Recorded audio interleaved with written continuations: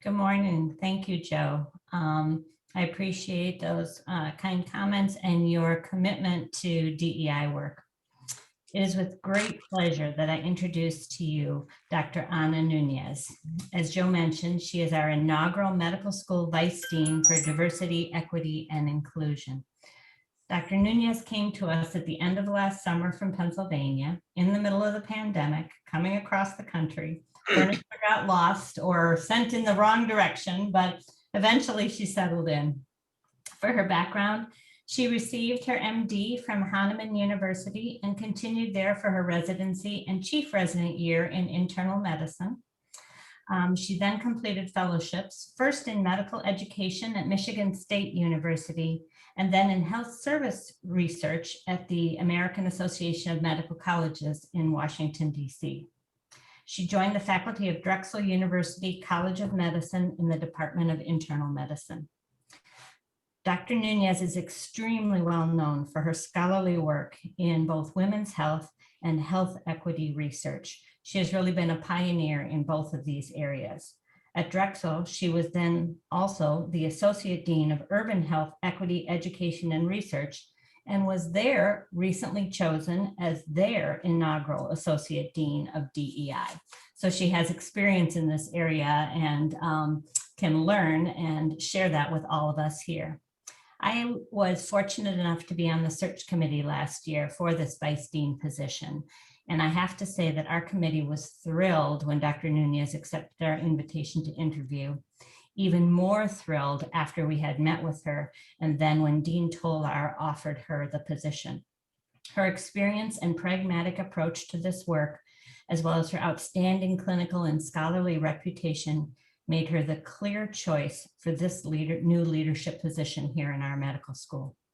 Her enthusiasm is contagious, and I think, although I'm introducing you to her, most of you have gotten to meet her in some way, shape, or form already. I love that she describes herself as the collaborator in chief and as committed to transformational change. We welcome her today as she shares her vision for DEI work here at the University of Minnesota Medical School with a talk entitled Bringing Equity into Action and Creating Inclusive Spaces. Welcome, Ana. Thank you so much. Thank you for your kind words. It's it's amazing in terms of sort of the fact that, moving during a pandemic was, to use a Minnesota phrase, interesting.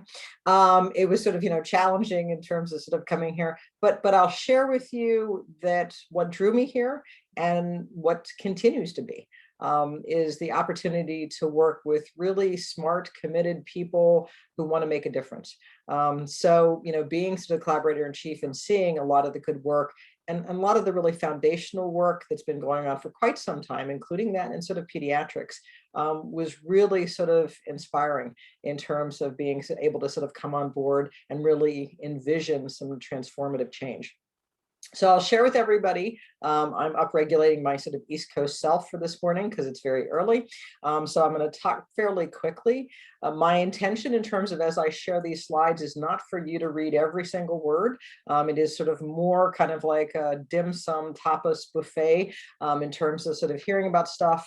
I will share a PDF of these slides, so if you want to look at them more, because there's a number of sort of ideas here that could stand alone as sort of an individual talk, but because we're hitting people that are coming from different perspectives, I wanted to put a little bit in for everybody. But we're going to kind of go quickly so that we hopefully have enough time in terms of sort of questions and answers. All right. So our intention to engage in discussion about strategies to promote DEI in pediatrics, highlighting connections, talking about what inclusive excellence means across mission, and talking about citizenship. How does it affect us individually and groups, and help maybe you identify a mission-focused action plan. So why are we here? We're here because of these things: education and training, clinical care delivery and outcomes, research, and a productive learning and work environment. That's why we're here so far as excellence. And DEI is how we get it done.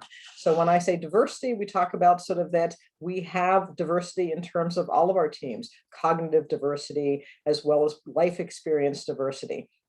We do have to work in terms of representative diversity, and I'll share a number with you because I really do need your sort of collective wisdom of how do we sort of move that needle. But when I talk about diversity, it's about sort of all the things that have a composite in terms of sort of team science, how we can have voice, how we can hear everybody on the team in terms of getting the job done. So here's that number. I'm going to say it twice because I think it's important. We know in terms of underrepresented in medicine and science that there are historically excluded racial and ethnic groups. And again, I put these that are sort of Minnesota facing in terms of this, of sort of our populations. And then others who are underrepresented medicine and disadvantaged. And in that list, actually, in terms of leadership in medicine, actually includes women. But the national average for people who are historically excluded in racial ethnic groups nationally is about 10%. We here at the medical school are 4.3%. 4.3%. Okay, so this is a place of excellence. This is a place of innovation. We need sort of a dramatic intervention to sort of change that number. You can appreciate that sort of one person or two people are not going to sort of move the needle much. And so we have to figure out how do we sort of get this done. So I want to take a minute in terms of just being clear about what's the difference between equal and equitable, right? And I could convince myself that this is like a Philadelphia springtime out there. It's gray, it's rainy. Rumor has it there's some crocuses that have budded. And so we're getting closer to sort of baseball season.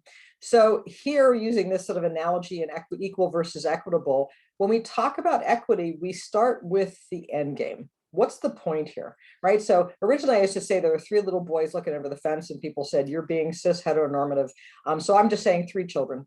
So there's three children looking over this fence. And if we say that the goal is to watch the game and maybe even envision growing up and becoming a professional baseball player, and if we all agree that that's a legitimate goal, then the question is, how do we get the job done?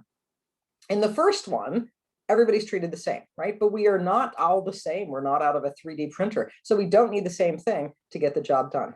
In the second one, you see that the tiniest fella ends up having sort of two boxes. And so that individual is able to see the game as well. So we have achieved equity there. And then the meaningful work is to work to get rid of the fence in the first place. So as you are, you can sort of be successful because we've addressed some of those barriers. And those barriers are deep and those barriers are kind of built in. So it's hard work. So when I talk about inclusion, it's things like this: common purpose, meaningful work, respect, trust, structural competence, equitable reward and recognition, access to opportunity, appreciation of individuals, culture of wellness and resilience, and a sense of belonging. And when I talk about sort of what's the end game in that, I love this sort of figure. It talks about sort of here when we have what they refer to as a simply irresistible organization. Imagine that. Imagine that you sort of every day go to a simply irresistible organization in terms of small empowered teams, time for slack, culture of recognition, transparency, inspiration. That's what we're going for in terms of the end game. And so how do we get there collectively? It's something that we all have to sort of contribute to. There are a separate conversation in terms of the business case for diversity. It is interesting that groups like Harvard Business Review have said, we already made the return on investment case. Now it's a moral imperative. One would argue in terms of the constraints in terms of academic health systems, whether we've sort of transitioned to a moral imperative or still are sort of working in that business case. But either way, there are important cases in terms of sort of making some of these changes. So DEI is actually quality improvement in terms of getting to mission excellence across all of our areas of mission. And how do we get there is in terms of being specific and measurable and achievable. And that means you all have to sort of say what that is. What does it look like in terms of inclusive excellence where you are? Because where you are have sort of a set of sort of climates as well as microclimates. You know, the climate in the ICU is different than in the emergency room, which is different than sort of in the clinic. And so how do those different places, how do we sort of get it right in terms of what is inclusive excellence? There's a whole other conversation that we can have about the impact of team composition to more ideas and more productivity in terms of sort of more co-authorship of higher quality science, more peer review, and sort of more participation. And in the business literature, actually sort of more financial sort of gain in terms of having more diverse teams. When we do this work, we have to really sort of get deep. This isn't just playing ping pong on the superficial. This is really getting deep in terms of transformation. What are mental models? People will refer to things as using an equity lens and understanding sort of underlying policies and practices that may be a challenge. And I'll give sort of one example. One example in terms of that is that back in the 1920s, it was exceptionally important, sort of around the time of the Depression, to be able to feed your family. And so having a good paying job was an important thing. So being a firefighter in New York City was a great thing. And the firefighter said anybody could be a firefighter. You just had to be 6'5" or taller, and you had to bench press 300, but anybody could do it.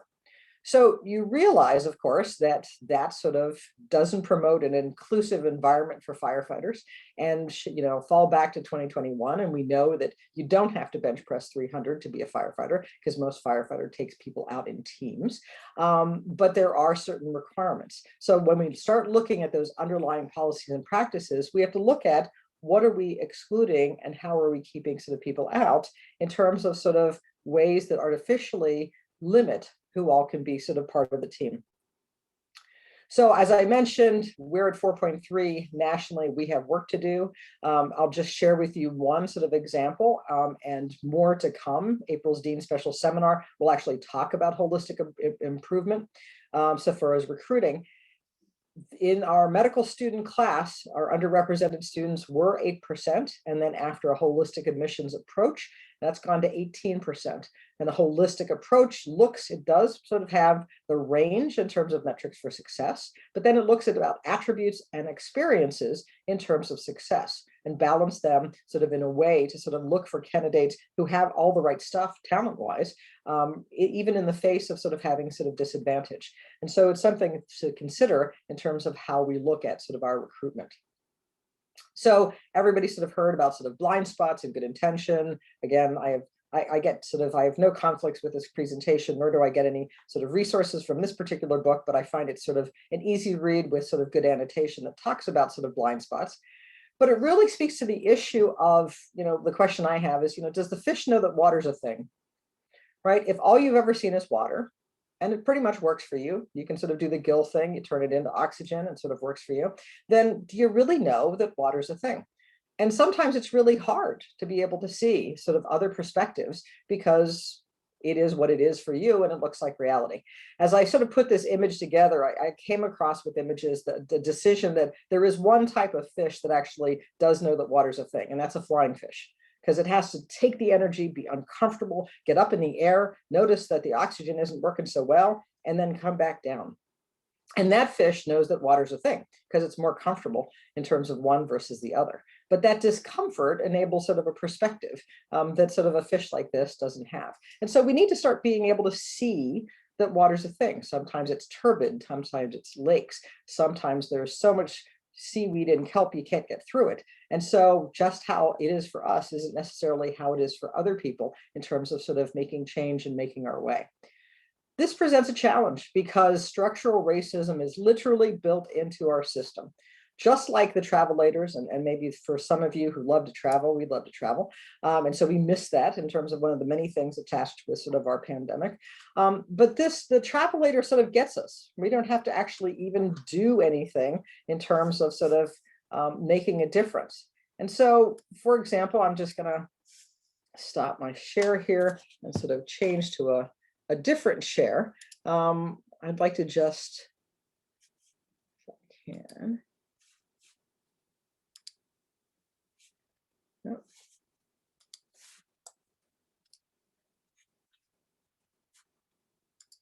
If we see this is when you get sort of fancy and then like doesn't work, but let me give it a go. You see this gentleman here, and he doesn't have to do anything. That's kind of structural racism. It just happens. You just can stand there and look at your iPad and walk sort of it just moves you in terms of sort of having things happen. And that's how sort of we build in sort of this structural racism. And so it's important to recognize, though, that that's that gentleman's sort of experience. It isn't necessarily sort of everybody's experience. And so in terms of sort of understanding, we have sort of different folks who have sort of different experiences in terms of sort of moving forward. So let me just see if I can sort of share with you sort of second image. And I envision in this particular sort of image that this poor lady actually came off of an international flight. That is usually covered by.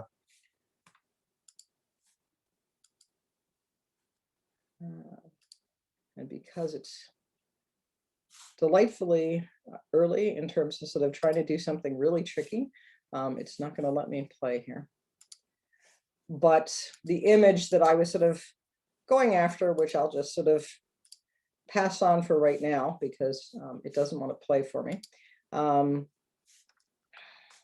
here we go, is this. So I envision that this particular lady, she came off of an international flight. She's exceptionally tired, and here she is, and she's sort of trying to manage.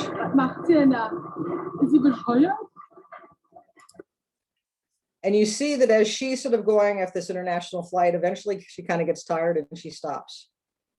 And she ends up getting pulled backwards. And sometimes with structural racism, that's how it is. You end up sort of trying to sort of walk, but you can't necessarily sort of get there because the system isn't built for you. The system is built for other folks. And so that presents a real challenge in terms of, you know, I might not necessarily see it, you might not necessarily see it, but that's sort of an everyday in terms of sort of an individual.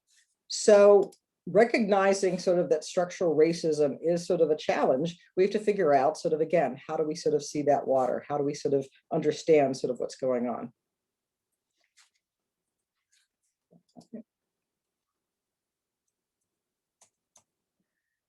One of the barriers that gets in the way is sort of a disconnect that the good intentions are good, but good intentions don't get the job done.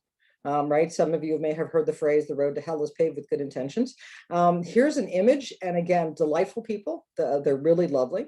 In the picture of this image is individuals from the Association for American Medical College, and their executive group is meant to represent the diversity and experiences across academic health centers. And what you see, knowing that sort of about 50% of the population is female, and certainly we have a lot of diversity, we fall short, because good intentions aren't the same as intentional actions. And that's where sort of the implicit bias plays a role in terms of sort of being able to really get the job done. Another barrier is the golden rule. If I do to you as you do to me, and we're out of the 3D printer and we're exactly the same, that works, but we're different. And so actually, instead of doing unto others as you would have them do to you, it really is do unto others as they would want you to do to them, right? So it's about a sort of a reframe in terms of saying, first I have to know a little bit about you to be able to sort of give you something that you want rather than just give what's there. And I know that you have done work in terms of implicit bias training. I'll share with you that we upregulate our bias under time constraints, right? And so I can just share, you know, I can just imagine in terms of thinking about all the times where time constraint, you're working against the clock, bias is upregulated. So being able to sort of source and play the time clock better helps you in terms of decreasing sort of that bias. Stephen Colbert, when he was a pundit he did his sort of TV show now, talked about sort of, you know, I don't even see color, not even my own. And so colorblind, you know, is not value added. Being very cis heteronormative, I've never met a man or a woman who likes to be misgendered. The he that gets called she, the she that gets called he. We like to be seen for who we are in terms of sort of what we bring to the party. So excusing sort of how you might appear to be other doesn't really come across in terms of a very complimentary way in terms of sort of issues about inclusion. As we talk, I've sort of mentioned about gender continuum, and again, whole other talk that we can talk about in terms of sort of gender identity and sort of issues in terms of understanding both nurturance, which men can have, and agency that certainly women can have. In the gender bias space, it is International Women's Day time. And so important to sort of talk a little bit about this. There's actually a classic sort of cartoon that sort of says, John, can you say what Sally said so we can all hear it? And the reason why it sort of gets sad chuckles in terms of doing that is that although it's been going on for a very long time, it is still an issue. When we talk about hearing a voice in any group, it means that there has to be 30 to 35% of that population in the group. 30 to 35% in this case in terms of women, 30 to 35% in terms of sort of BIPOC folks, et cetera. And yet we don't sort of necessarily have that representation, which means that we have to sort of work on allyship as we're working on inclusion as well as recruitment. There are other things that sort of challenge us, and those are dominant culture themes. It's like how the world maintains itself as it is in terms of sort of having dominance, right? It is sort of saying that, you know, the myth of meritocracy. It is easy to get a home run if you're born on third base. It's hard to get a home run if you live 4 miles away, have to take 3 buses, and your GPS doesn't work. And in Minneapolis, the GPS doesn't work so well. So the reality of it is we have to understand that, for example, another myth in dominant culture is never being uncomfortable. Talking about inclusion is uncomfortable. Saying that good intention isn't enough is uncomfortable. You all know in terms of education and training that people do not learn if they're asleep in a Barcalounger. There has to be a little dynamic tension to create that change. And that's the change we need in terms of transformation that we need. The other piece I'll share in terms of the background that sort of challenges us is that which is the trauma triangle. And I know that you've had different folks talking about ACEs and things like that. This comes from my colleague, Sandy Bloom, in terms of creating sanctuary. And I think just the haiku of this, again, could be a whole other talk, is that it is very familiar to lots of folks in terms of an unhealthy sort of dysfunctional construct to jump on this trauma triangle. The rule in the triangle is that if you play one role, you have to be all of them, which means if you put on your hat, da, da, da, I'm going to rescue, I'm going to fix you, then you maybe fail. And that person then gets on you and they become the perpetrator, and then you become the victim, and you go round and round and round. It is important to try to stay off this triangle. It's not healthy. We can help people help themselves. And all of you know, in terms of behavior change, the only agent who can make that change is that person. We can't do it. So it's important because this plays a role in terms of victimhood, perpetration, and sort of the desire to sort of save and rescue, not the healthiest stance that helps in terms of sort of that transformation we're looking for. And trauma has lots of biomedical sort of impact in terms of sort of stress and lots of different variables in terms of individuals, and also sort of sort of informs issues about sort of the behavioral effects in terms of microaggressions. So a colleague of mine sort of said the phrase, how the world writes on the body. And she was really talking about sociocultural determinants of health, but I think it sort of is more than that. The world writes on our body based on sort of advantages or challenges in terms of what opportunities we've had, what things we're able to do, and how we're able to be. It informs the fact that longevity is different depending on sort of oppressed groups versus those that are advantaged. So James Baldwin has said, history isn't our past, it's our present. We carry our histories with us. We are our history. So important to sort of think about that, because in your role in pediatrics, you get to be at the beginning and you get to sort of influence and have the power to influence those trajectories in terms of sort of having your biography different necessarily than sort of the biology. It's important to recognize when we look at people that if you look in the mirror, especially International Women's Day, it's like you're looking at a picture, you're not looking in the mirror as a woman, you're looking at it as a Black woman or a white woman or an Asian Indian woman, right? So there is an intersectionality in terms of individuals that actually has a challenge. And that challenge is you have sort of expectations more than just. I sort of think about it that if we're all running up 5 flights of steps, if we're in good shape, that's not a big deal. But now I give you 150 pounds and I say, run up those steps, and you're not running as effectively as other people. Well, why not? Because there's other things playing a role, even though the expectation doesn't change.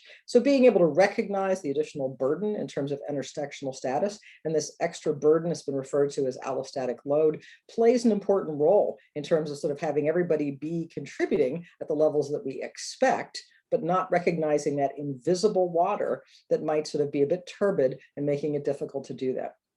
So I'd invite you now just to take a minute, do a sort of quick brain dump in terms of the chat. What do you think about in terms of what needs to be done, by whom, and what should we do next? Just take a second here and just kind of put some stuff in the chat in terms of what this makes you think about. And then we'll sort of, Emily will share a few of these with me, and then we'll sort of move on to a few more things. So go ahead and sort of, what do you think? What do you need to, what needs to be done, by whom, and what should be done next?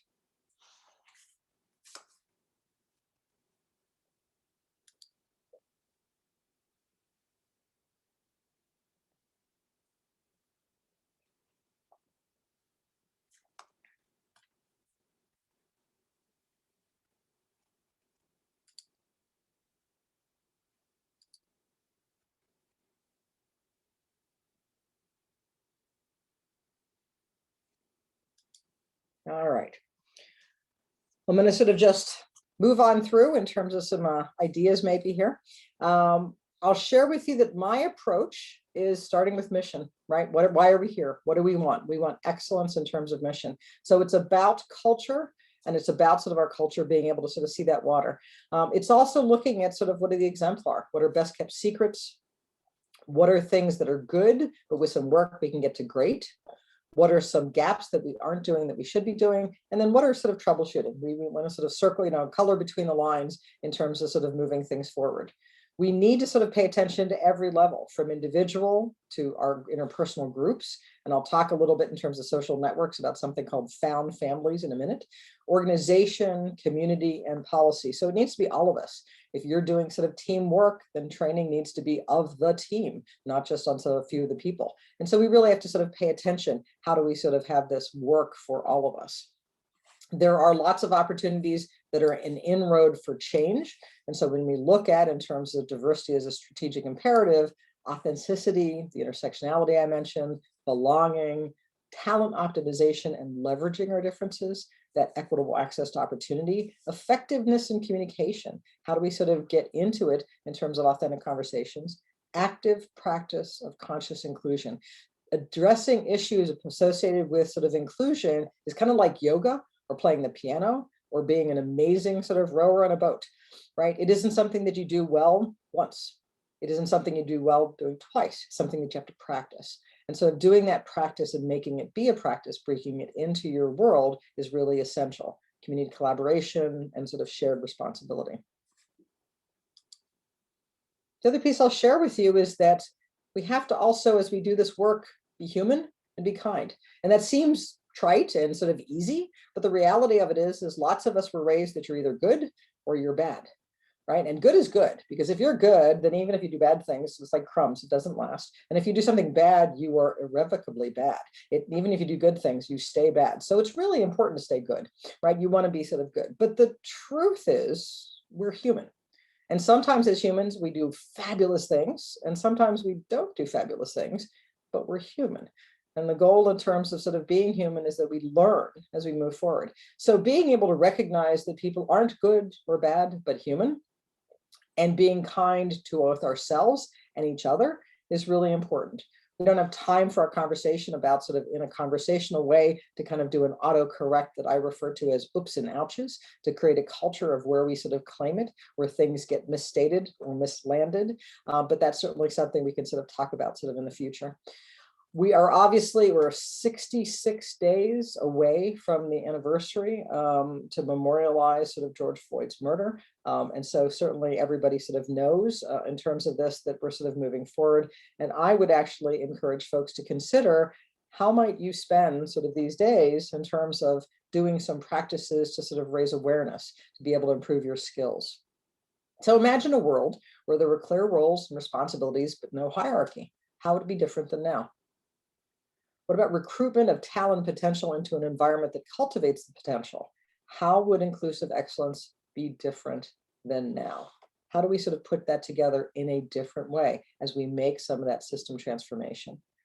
There are sort of lots of things talking about sort of paying attention to that hard stuff that I mentioned, being uncomfortable, about how to learn about something that's different, how to watch a video or a TED Talk that you wouldn't usually sort of pay attention to reflect on as somebody's coming from a walk off the park and they're being exceptionally rowdy, which isn't what's typical or what most people do, why it is that that might sort of feel unsettling for you.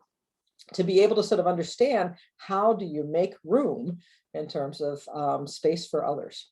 So for inclusive climates, we know we have work to do nationally in terms of issues about sort of gender harassment, as well as for others. There's work that we have to do. And there is work in terms of restorative justice and dedicated resources, the work in terms of both endorsement from bottom up, as well as sort of top down, and being able to try to open doors and include more. But the question is sort of, where are we starting? Right? So are we starting here? And this is a very busy slide, but are we starting here in terms of sort of a monocultural lens? Or are we sort of here or here? How do we sort of get sort of this transformation? How do we get to being able to sort of see those assets? What will it take to be able to sort of make that transformation? And again, tough stuff, because again, looking at the water, understanding, balancing sort of a sense of belonging, but not necessarily sort of a clubhouse. How do we sort of make that change? So how does it work in terms of getting from sort of, this clubhouse, right, where it's fun, everybody knows each other, there's sort of this quickness and time because we can do a Morse code in terms of conversations, to really sort of having all the assets that come from having sort of a diverse team. How do we create found families? And when I say found families, what that is sort of space for people to sort of join up. As I was talking to lots of folks when I first came here, one of the first things I was told is like an important sort of Minnesota rules is Minnesotans are the nicest people that you'll ever meet, which actually I have conferred that indeed that's the case. Minnesotans are the nicest people you ever meet. They'll give you directions everywhere, but to their own home. And I'm like, huh? And but to your home, well, home is sort of where your blood relatives go. Home is where the person you went to first grade gets to go, but nobody else. And I thought, huh, that's kind of interesting. But as I was talking to different folks, somebody shared with me that there was a faculty member, African-American gal who was fantastic. She'd been here for 5 years and she was leaving. And in the exit interview, they expected the usual thing. Job wasn't great, spouse wasn't happy, didn't like the weather, right? And they said, nope, job is great, spouse was happy, loved the weather. And they said, well, then why are you leaving? And she said, it's been 5 years and not a single person invited me to their house for a cup of coffee. Why would I want to live in a world like that?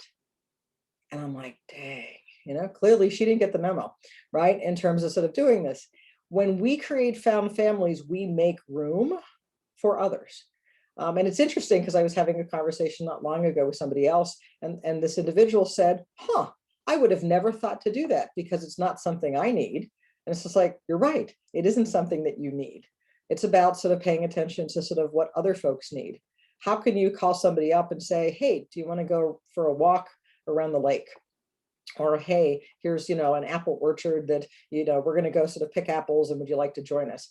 You all actually do have found families. Those are the people in your life that aren't blood relatives that you didn't go to first grade with, but they're individuals who sort of give you a little poor baby when you had a hard day.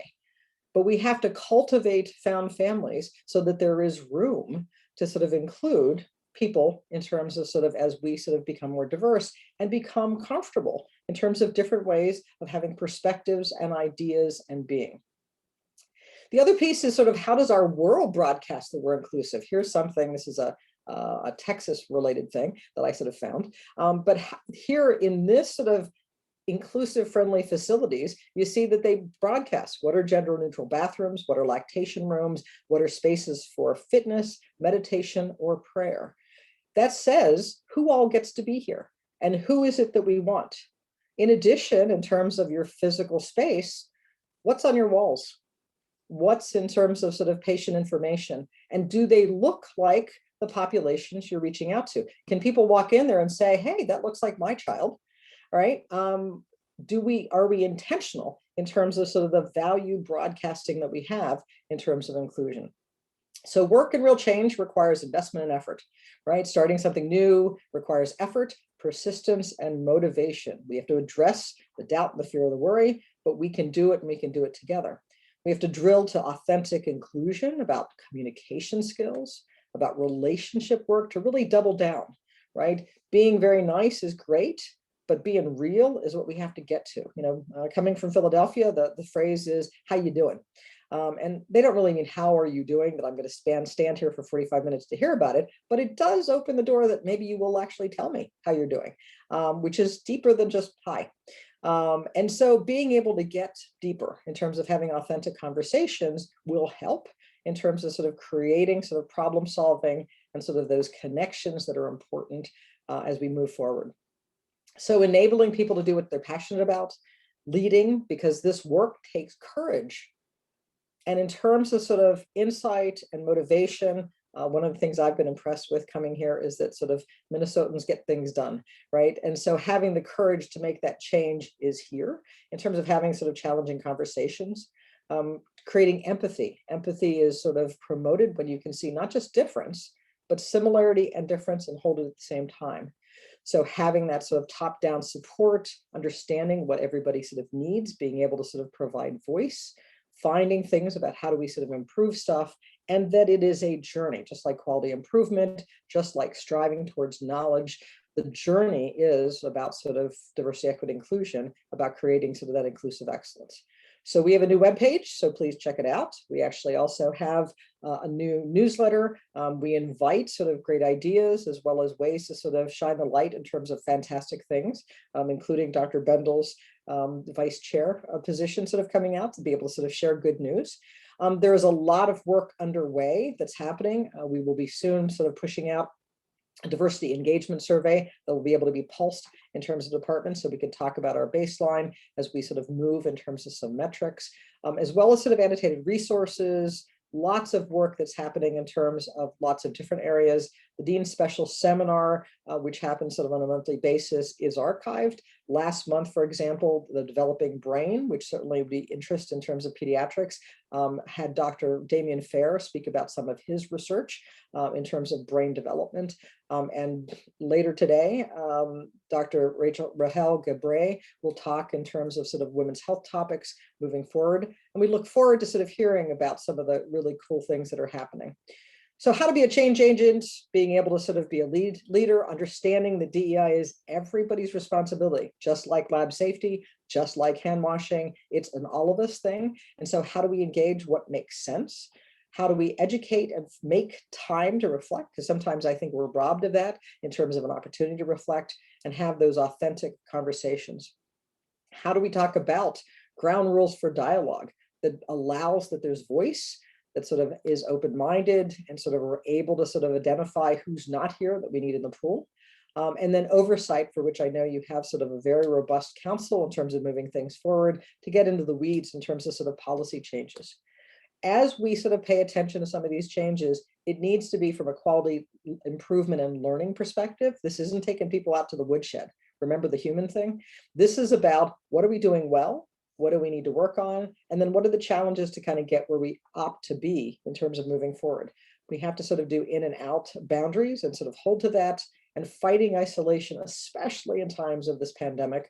We don't have the social glue of bumping into each other in the water cooler. And so how do we sort of fight that isolation and working on things for which we have sort of passion and mission, as well as sort of thinking about ways how DEI can kind of do a little rupturing of sort of those annoying tasks that we want, because it'll help us promote sort of quality. There's lots of areas to intervene: pipeline, recruitment, holistic review, retention, and we can sort of talk more about that. But we need to sort of be on the hunt in terms of sort of recruitment about who's not at the table. Start with evidence. Who are your invited experts? Who happen to be diverse? Who are your awardees? And be intentional about that. Look for those talents to sort of invite them to sort of work with you on an abstract or a manuscript or a collaboration or an advisory. Enhance relationships. Learn about your trainees as people. What's fun? What do they do? How do they want to be known in terms of that, in terms of sort of their experiences? We tend to be so work focused that sort of the people around us, we don't sort of appreciate sort of their humanity. And we need to make time for that if we're really going to have an inclusive environment. So do's, sometimes there needs to be more witnessing or recognizing, understanding sort of other people's maybe turbid water compared to my clear water. So panels and events to be able to promote that, using resources, getting training, getting support in terms of therapy, coaching, building a community or social space, and highlighting some of the unhealthy dominant traits that promote burnout, because it affects us all. And again, we need to understand, as I sort of talk about collaborating chief, one size is not going to fit all. So you have to co-create what does inclusive mean for your space.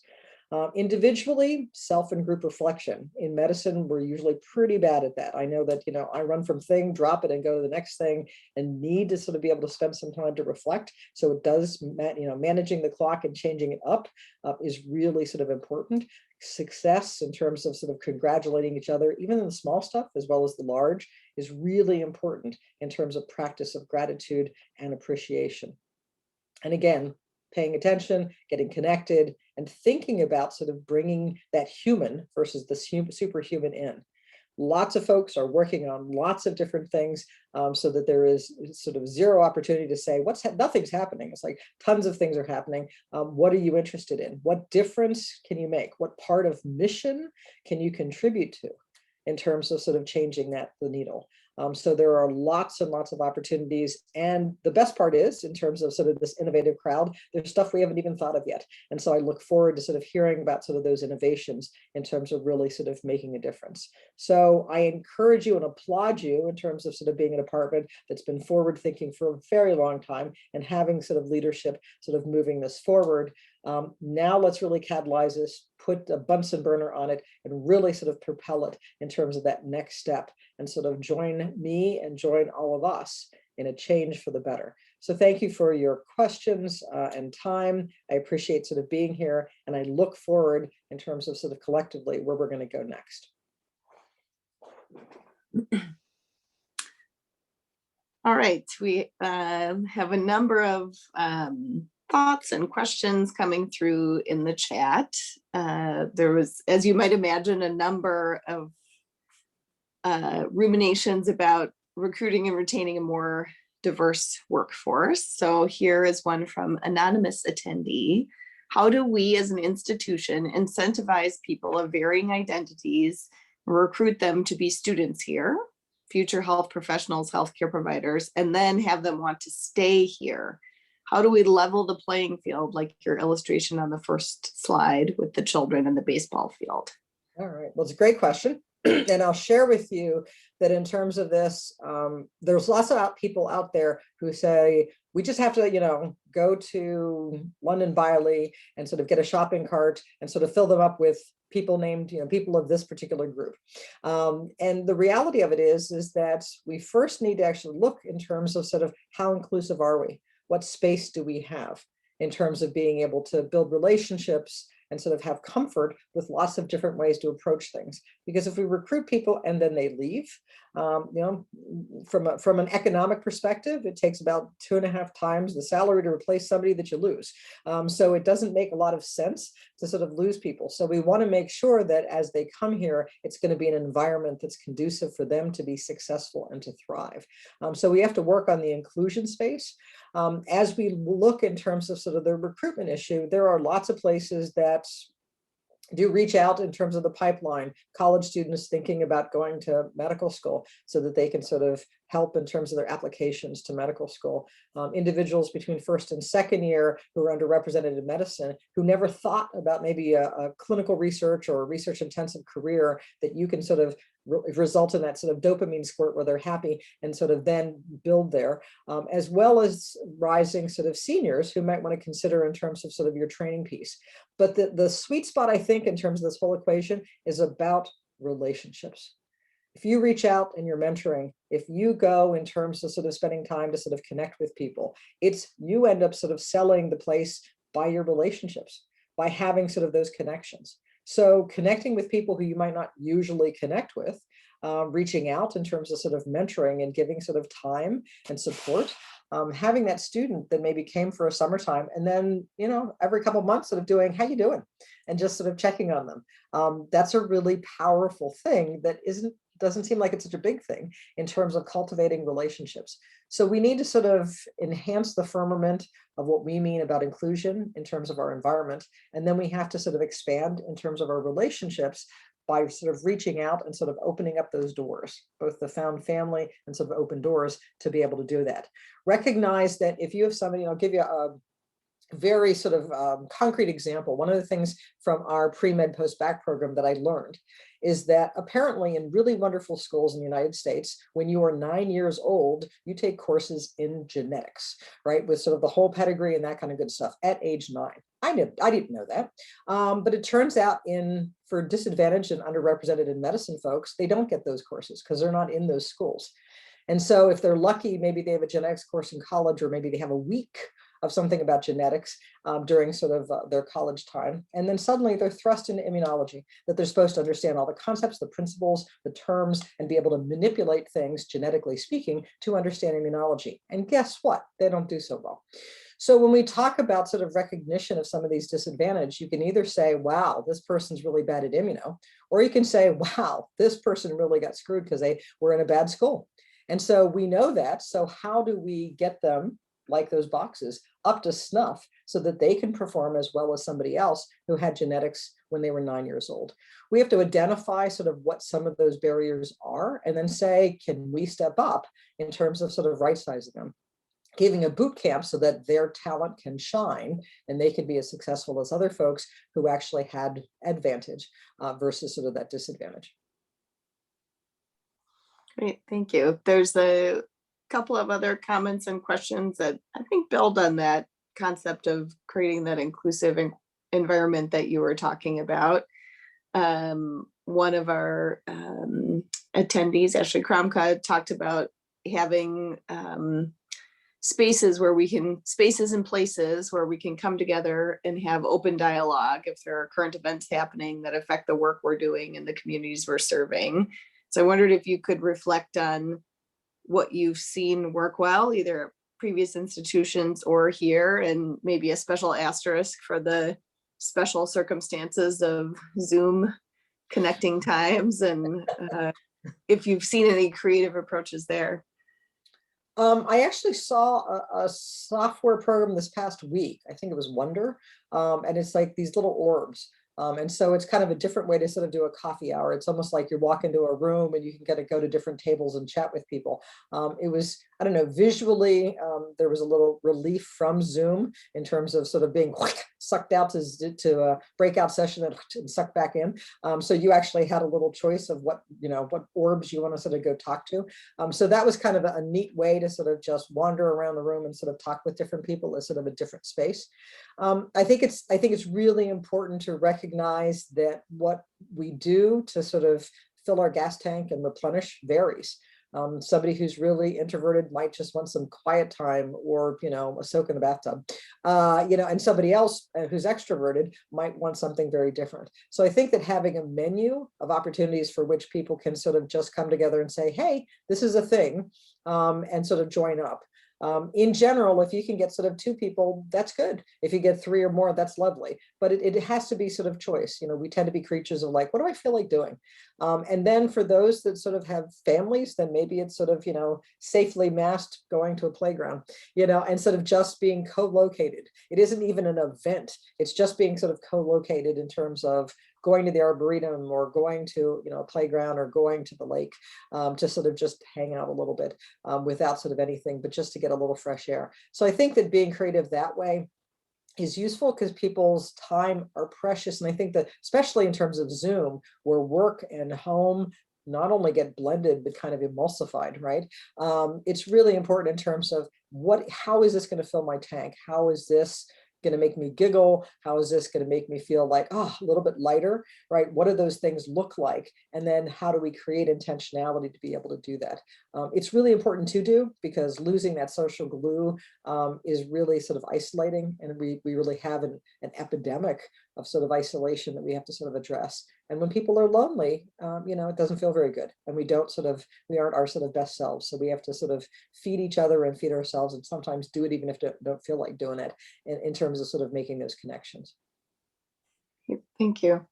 We had another kind of general theme in the topic of research. So Dr. Schleiss wondered about how we could make better use of the NIH diversity supplements that are available for existing R01 grants. And Emily Plautz wondered about how can we get more diversity in clinical research participants. So maybe a couple of minutes just on the sort of research in general and how to infuse Sure. that part of our work. For sure. Well, I think that we just recently had the opportunity in collaboration to sort of submit for the NIH first grant, which was pretty Herculean, and lots of people did really a fantastic job in terms of moving it forward. One of the things in the first grant, which I thought was pretty brilliant, which probably should be in terms of supplements, is that supplements, when applied for, really need to have a tailored career development plan for the minority applicant. This shouldn't be fries on the side. This isn't just, I'm adding a little color. So there really has to be sort of, what is that tailored career development that this person can also progress so far as scholarship during that. So I think people should go for it, but I think that being mindful and using resources like we have, for example, in CTSI and others, in terms of sort of tailored plans, is something that we have to sort of consider to make it value added to the individuals who would be on these supplements. And in terms of clinical research, it goes back to relationships. If I invited any of you to sort of, here's, $10 million, you get to have your own lab to do X in terms of research. I couldn't come back at the end of the week. Well, I could, but then you'd laugh at me, right? I couldn't come back at the end of the week and say, show me your productivity. Because you'd say, wait a minute, I just put my lab together. Like, give me like 3 years and I can really start cooking with gas, right? In the same fashion, developing relationships with community, to have that relationship that you can sort of be trusted, that you're not going to exploit them, take about 3 to 5 years. That means they get to know you, you do some health ed things, you get a reputation that you're not there to just do wham, bam, thank you, ma'am, in terms of doing that. Including sort of a community advisory board to sort of give you advice about how to sort of navigate, those kind of things take time. And so it's about establishing your reputation, just like you would establish your reputation in terms of your field, your specialty, or nationally, establishing your reputation in the community. And if sort of doing culturally effective health education isn't sort of your happy place, then having somebody on the team who helps you do that so that you go with that in terms of doing that is really important. So that's what we need to do, because I mean, if one of the things I've learned in terms of, I knew sort of historically about exploitation of underrepresented folks in medicine and science, but I've learned more in terms of Indian boarding schools, in terms of sort of lots of elements that we sort of have that are really sort of painful examples of where there's been exploitation of people that have been vulnerable. And most people don't want to be those people, right? But we have to sort of show it with action, not just with words. Trust me, I'm a doctor is not going to necessarily sell, in terms of sort of doing that. Thank you. Those are great thoughts. This one comes from Emerson. When you were asking about what should we work on, they shared they want to see us create opportunities for people with disabilities in medicine. Could you comment on that? Absolutely. We actually have in our new and improved sort of webpage, we're working on sort of having some representation in terms of disability in the newsletter. We're going to have sort of a colleague sort of talk about that very issue. I'll share with you that there's a colleague that I know elsewhere that she talked about, if you ask me, and she's sort of because of her disability is in a wheelchair. She said, if you ask me whether my organization cares about me, I'll share with you that I have an office on the 6th floor. And there's no way, if there's a fire in here, that anybody would help me to get out. And it's just like, and yet, the building is theoretically ADA certified, but not. And it's just like, wow, again, fish and water. I never thought of that. But we need to sort of pay attention in terms of how accessible are we in terms of doing that. And one of the things I learned is that people can actually have buildings that are ADA accessible that are not disabled accessible. And that's just one example in terms of elements we have to sort of pay attention to. So we are actually getting some folks together to be able to have sort of an affinity group to sort of move forward some of these areas and raise awareness. So Emerson, you're invited to join up if you'd like in terms of helping so far as moving these issues to the forefront so people have better awareness. Great, thank you. And I'm glad that we're working on it. This one comes from Angela Paniskaltis-Mortari, who's our vice chair of research, trying to kind of understand, how do we look at the demographics of our faculty, our GME, our students. So in many surveys, the question of race is asked. One of the options is usually prefer not to answer. What is the distribution of people who choose that option, or just how many people choose that option would be a question I would have. Okay, well, I'm gonna backdrop to sort of first, which is sort of what happens if you actually say race? And oftentimes in terms of race, there is a huge literature that shows that if you identify that you're Black versus white going for a job, not so much. If you say you're Black versus white trying to get an apartment, not so much. And so if you post in terms of like, I'd like to go to this Airbnb and your image is sort of a minority versus a majority, good luck with that. So there's compelling reason why it isn't value added in terms of doing something beneficial to you to necessarily divulge so far as sort of race or ethnicity. So that's a piece of it. The data actually says that, at least based on the last census, not the most recent one, but the previous, that the #1 group that actually says prefer not to answer or bicultural are often Hispanic. So not, sort of a Hispanic, because Hispanics can be Hispanic white, they can be Hispanic Black, they can be Hispanic Asian. And so therefore sort of which is it in terms of sort of multicultural, at rates of about, 8 or more %, they'll say, I'm either bicultural or I prefer not to answer. But there is sort of an infusion of individuals of like, I'm not sure how this is going to help me, so I would prefer not to answer in terms of sort of looking at that. And that presents a real problem whenever we say, are you underrepresented? In truth, what we sort of do is are moving towards sort of a space of saying, okay, here's the census thing, but then we promote diversity. How do you see yourself as diverse? Sort of share that with us in terms of doing that, because then you get to claim who you are rather than sort of like, we put upon you sort of what you are, to be able to sort of have that self-identification. But it makes it difficult. I mean, it certainly makes it difficult when we address health disparities from a research perspective in terms of saying, how do you want to be known? But I think that sort of reframing those words on how you want to be known versus what is your little box can really sort of help us in terms of sort of hopefully approximating right. Wonderful. Thank you so much. Words matter. What an important closing thought for us to take with us. And I feel like we could probably talk to you all morning and keep learning and having a great conversation. But thank you so much for being with us this morning. Thank you to our audience for being here. Have a wonderful Wednesday, everyone. Thank you so much. This is great. Appreciate it. Bye, everyone. Bye. Bye.